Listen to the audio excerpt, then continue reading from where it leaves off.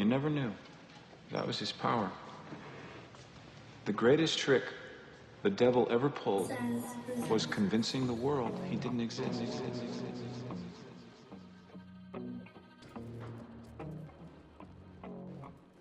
As you can probably tell, the Hardline Robbery DLC is out.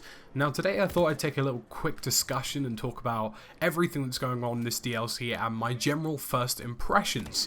Now I've been playing this DLC for about most of the day, I'd say a good percentage of the day. Managed to familiarise myself with all of the maps, modes and some of the weapons at the moment, and I thought today I'd talk to you guys about the DLC. Now obviously Hardline is in a state where some people just aren't that certain on things like premium or even purchasing DLCs as a whole due to the fact that they just feel the game lacks the content they want or the content they need to make it enjoyable. Now without a doubt Hardline is probably one of the funner Battlefield games that I've played, but of course it has had that whole do we have enough to supply people with enough Battlefield content for the next sort of year or so, a year and a bit. And people progressively got bored of the original vanilla game after I'd say about a good 2 or 3 months. Then the latest DLC dropped and people weren't that impressed. It featured a lot of what we'd seen before. It was mostly campaign textures just thrown into maps and campaign areas thrown into maps, and ultimately wasn't that impressive a DLC and led some people to kind of give up hope with the game. Now the new DLC called Robbery is certainly a DLC that I'd say is worth your time and attention. Now it's not the most amazing, incredible DLC I've ever played, but at the same time it is a pretty damn good DLC and I probably would solidly recommend it. So first and foremost, let's talk about the maps, because these are the most fundamental things to a DLC. Are they good? If not, there is no point of buying them, right? So essentially the 4 maps that are in the game, which are Museum, Docks, Breakpoint and Precinct 7, are probably visually speaking the most stunning maps around. Conceptually and in terms of the artistic team, they just look good. Like Precinct 7 has some of the best lighting I've seen outdoors, and Breakpoint as well has some really nice lighting outside too.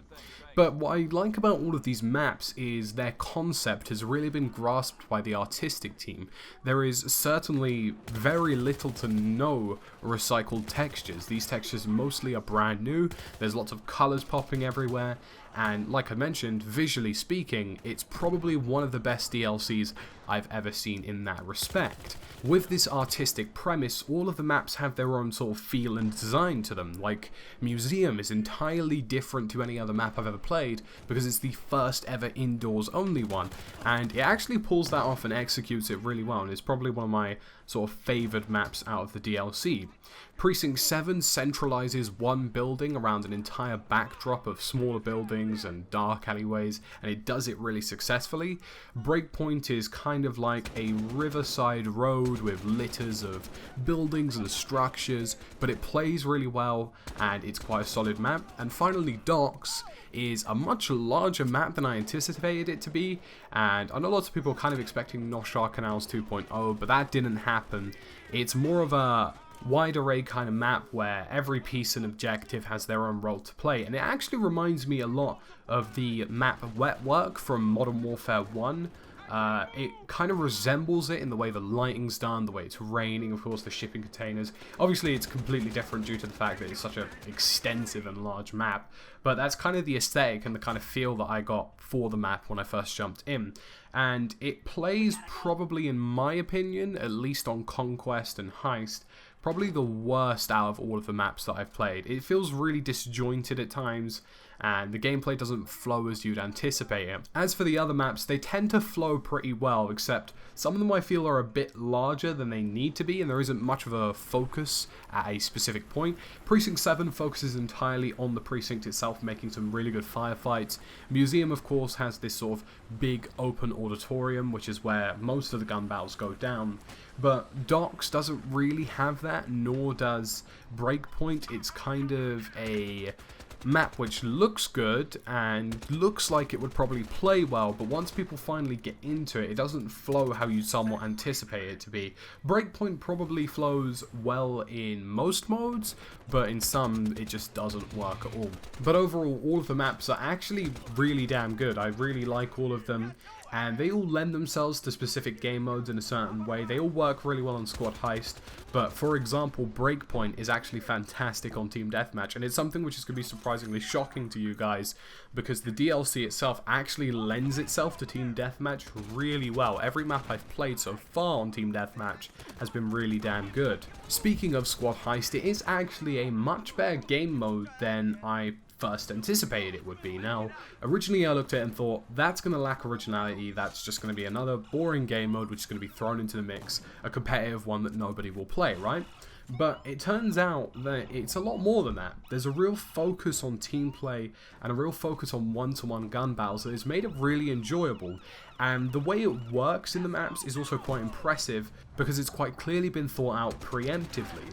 These guys who are making this map and making all of the maps across the DLC have had Squad Heist in mind when it's been made. You can kind of see that from the way it's designed, the aesthetics that are in there, and the way it has this kind of story aspect to it. There's like a cutscene at the start of the game explaining how you're going to hit each objective and what you're going to do, which I thought was a really nice touch to add to the DLC. And finally, there's the guns. Now, there's actually been a good extensive array of weapons in the DLC, but there's also some beyond the DLC which have just been added purely on the basis of the Hardline devs trying to add more content, which I really have to appreciate because that's the complaint at the moment about the game, and they're doing their best to improve that and make people want to come back. And I feel like they deserve praise for at least trying their best to get some content out there for players who perhaps weren't 100% sold on the DLC. Now, the DLC weapons themselves, I haven't had a great chance to play with. I've played with a few of them and some of the updated weapons as well, so to speak. And surprisingly enough, the two ones I like the most are the throwing knife and the RPK. Now, the throwing knife lends itself really nicely to the kind of flow of Hardline. You get these situations where somebody just pops out around the corner and you've got fuck all time to react. So it's either spray or pray, you know, it's that kind of situation. And the throwing knife's kind of nice because you just literally just dash it as fast as you can and kind of hope for the best. It's one of those one-shot wonder things, but when you get it right, it's really satisfying. And the RPK is essentially a 51 magazine assault rifle, so I've basically got no complaints about that gun whatsoever. It's like an AK-47 with a drum barrel on it, which makes it really ridiculously powerful. But at the same time, obviously, you've got that huge mag count, you can drop triples and doubles and even quads and maybe even pentakills without much thought about it, and I kind of been needing that in Hardline, so to speak. I don't really like the battle rifles, but at the same time I want something with decent bullet capacity and something that can play well. So guys, I'm going to give you some more insight into the weapons soon. It's something that I don't really want to talk 100% about unless I've actually played with every single one and I can explain to you how they work and how they function. So I'm going to leave that to a later date. You're going to see some weapon reviews on the channel. But ultimately, I'd say this about the Hardline DLC. It is damn good and I would recommend it. Would I recommend buying premium? Possibly. Now, it isn't as expensive as it used to be. There is one DLC out and now a second one, the second one certainly being the stronger of the two. You have all of these features which are progressively being added, including legendary status, which is included in this DLC. And ultimately, I believe there's a very bright future ahead for people who do get premium. This DLC, in my opinion, is a good premise and a good way for the developers to look back at something that they've done and something that the community has appreciated. This DLC, in my opinion, is probably one of the best DLCs I've played, and I feel like it pans out the sort of direction the developers will be heading for in future DLCs. They want fresh content, they want to add lots of content to, and I certainly think that that's something you guys should look out for. So guys, it's been me, TheTacticalBrit. As always, thank you for watching, and there'll be plenty of Hardline DLC videos out this week. Make sure you hit that like and subscribe button down below, and I will see you again soon in the not too distant future.